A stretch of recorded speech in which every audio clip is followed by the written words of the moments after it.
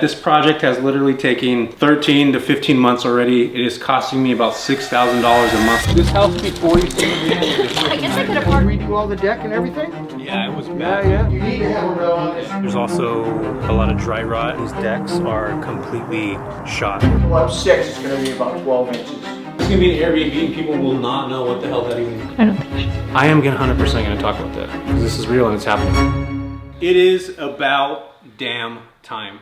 This project and this property in Aptos, California has literally taken me about 14 months to get completed, but it has not been my fault. It has been a couple contractors, timing, being in the right place at the right time and connecting with the right people. This project has literally taken 13 to 15 months already. It is costing me about $6,000 a month on holding costs, and we are finally almost to the freaking end.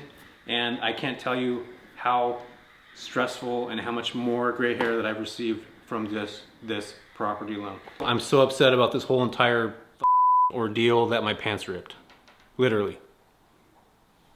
And these are brand new.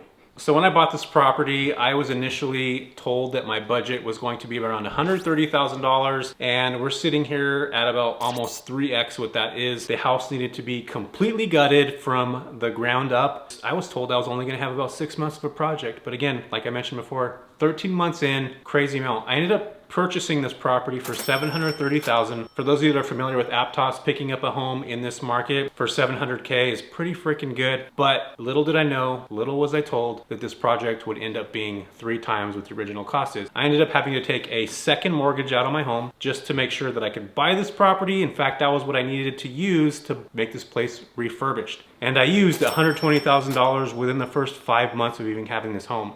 And since then, my budget has inflated. I started with one contractor who gave me a pretty decent budget. I ended up firing him within about 40 days of even starting this project. And I hired another guy who you guys might have seen in another video who did a ton of this work in this property. But let me tell you that there was a lot of things that did not turn out the way that I wanted. I don't want to go too much in detail. So one of the things that I would suggest doing is making sure that you vet your contractors thoroughly. And what I mean by that is talk to people that they've worked with, talk to people that are in their inner circle, talk to people to make sure there's not anything that is funny going on, there's any crazy weird business happening, there's no checks that are bouncing, things of that nature, because again, a lot of contractors can be a little stingy when it comes to things. But I would say the number one tip that I'd have in this space where I did this wrong is that I didn't have a bid that was laid out from the start to finish, how long that timeline would be, what that process would be like from month 1, month 2, month 3, and paying out certain portions at certain times. Again, I happen to be close to the contractor at the moment, but it was definitely something that I should have held or put higher regards to, because at the end of the day, contractors can abuse numbers. They can inflate numbers. So I would highly encourage you guys all now to make sure that you're running numbers the right way and that they have that laid out for you guys from day one. Another important tip that I would say is if you're starting a project of this magnitude, to make sure that you have the funds to support a project like this. Again, I took a second out. If I didn't have this additional income coming in, this project would not have worked out. And you see a lot of times, I've heard the horror stories, people abandoning projects and you have to try to figure things out, scramble. I'm a couple hours from this project, so it was a lot more difficult for me to get to. And as many of you know, I run multiple different businesses. This wasn't necessarily a priority at the time. So I personally would make sure that you have a contractor that's sending you photos weekly, that's giving you updates, you're jumping on phone calls with them, or hire a project manager that's literally going to walk the project on a regular basis and give you updates so you know exactly what's happening. So all the negative things aside, the positives on this property are the design. I mean, Terry McKay in Aptos, California really killed it with this space, and you guys are probably seeing the B-roll photos now and the pictures now. This place looks nothing like what it did before. So I would encourage everybody to make sure that you hire a professional designer. If you're in the California area, specifically in the Bay Area, you probably want to check out Terry McKay because she's a badass and she makes things happen super quick, affordable, and the person that can build something for you out of literally nothing that has a design on it. Do I have that? Absolutely not, which is why I hired her. This property will end up being a short-term rental, and the reason why I picked this up is because I can see myself and my family hanging out here on weekends and during certain times throughout the year, and just being able to hang out and go to the beach, because we're probably about maybe 7 minutes from the beach. But this also for me is a ladder up in time where I can eventually sell this home in say 5 years, 3 years, 2 years, 6 months even, and this property could buy me another house, maybe closer to the water, maybe in a different place.